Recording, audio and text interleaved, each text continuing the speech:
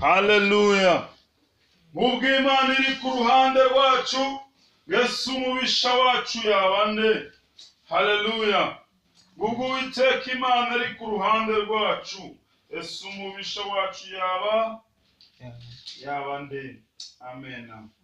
Uko niko umwanditsi Pawulo yandikiye Abaroma. Haleluya.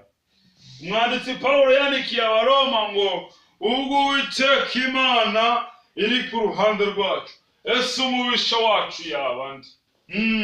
Iri jambo ryandikiwe ubwoko bw'Imana bw'Abaroma, abari baremeye gutakaza inzira zabo z'ibigirwamana bakemera kuyoboka Kristo Yesu. Haleluya.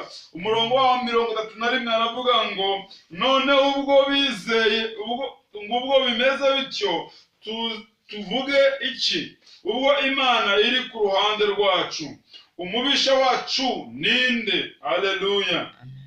Ngo nimba bimeze bityo tuvuge iki? Niba Imana iri ku ruhande rwacu, ni iki twavuga? Haleluya. Ese niba Imana idushigikiye, Satani ni iki yavuga? Haleluya. Ese niba Imana idushigikiye, abantu ni iki bavuga? Amen. Ese niba Imana idushigikiye, isi ni iki yavuga? Haleluya. Ese niba Imana idushigikiye, abarozi ni iki bakora? Niba Imana iri ku ruhande rwacu, umubisha wacu yabande. Haleluya. Iri jambo ni jambo rimanukiye kutubwira ko Imana iri ku ruhande rwacu. Haleluya. Mbese ubwo, haleluya, mbese ubwo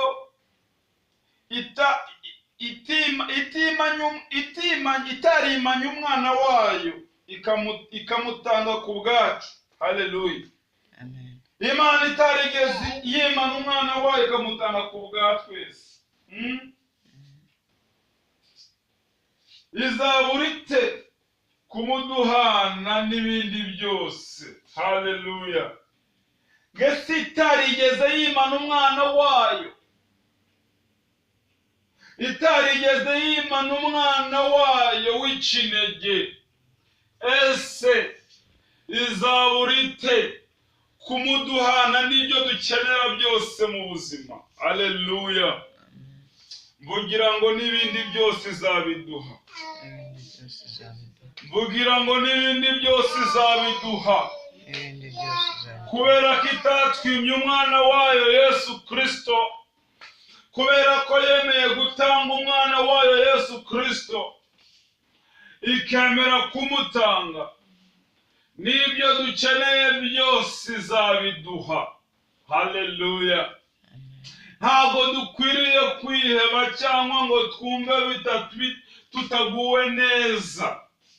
Ntabwo dukwiriye kubaho twicira imanza cyangwa se twumva dusuherewe. Ntabwo dukwiriye kubaho twumva hari icyo tubura kandi twitwa abakristo. Ijambo rya Kristo rirambwiye ngo niba Uwiteka ari ku ruhande rwacu, akaba yaraduhaye Kristo, akaba yaraduhaye umwana wayo Kristo, ni ukuvuga ngo n'ibindi byose azabiduhana. Ngazaduhana Kristo n'ibindi byose dukeneye bisigaye. Haleluya. Icyambere ariko ni ukubanza ukakira Kristo, ukabanza ukamenya kugendana nawe. Haleluya. Ubundi iyo umaze kumenya kugendana na Kristo, ijambo ry'Imana rirambwira ngo ibindi byose biza bigukurikiye. Ariko iyo ugitera ukuguru mu nzira ya Kristo n'indi ukayitera mu nzira ya Sekibi, ni ukuvuga ngo biragoye ku mwana w'umuntu yuko